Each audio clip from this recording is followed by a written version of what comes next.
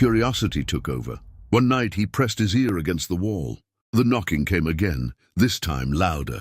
Knock, knock. Knock, and for a moment, Daniel could have sworn the sound moved, like something behind the wall had shifted. He stepped back quickly. That didn't make sense. Walls were solid. Still, the sound bothered him enough that he decided to investigate.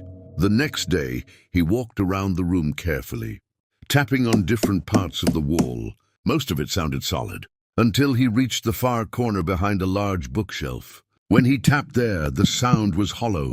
Daniel moved the bookshelf aside. It scraped loudly across the wooden floor. Behind it, the wall looked normal at first, but then he noticed something strange, a faint rectangular outline, almost invisible under layers of old paint. Daniel ran his fingers along the edge. There was a small groove, a seam. His heart started beating faster. Is that a door? He pushed against it. Nothing happened. Then he tried pulling. With a loud creak, the panel shifted. Dust filled the air as the hidden door slowly opened. Behind it was a narrow staircase leading downward. But Daniel already had a basement. So where did these stairs go? Cold air drifted up from the darkness. Daniel grabbed his phone and turned on the flashlight. Then he started walking down. The staircase ended in a small underground room. The air smelled old and damp, like the space had been sealed for years. The beam from Daniel's flashlight swept across the room. A wooden desk, an old chair, stacks of boxes, and something else, photographs. Hundreds of them. They were pinned to the walls, scattered across the desk. Even taped to the ceiling. Daniel stepped closer. Every photograph showed the same thing. The house, but from different angles. From outside the windows, from the yard, from across the street. Some photos looked decades old.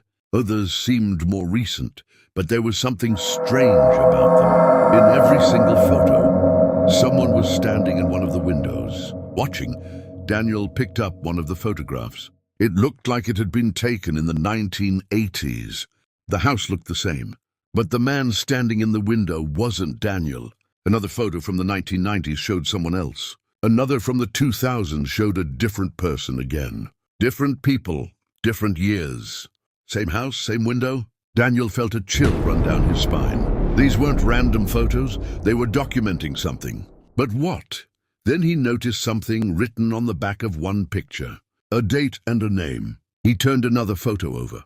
Another name, another date. It looked like a list, like someone had been keeping track of the people who lived in the house. Daniel sat down at the old desk. His hands were shaking as he flipped through the photographs. Each one had writing on the back. A name, a date, sometimes two dates. The first looked like the day the person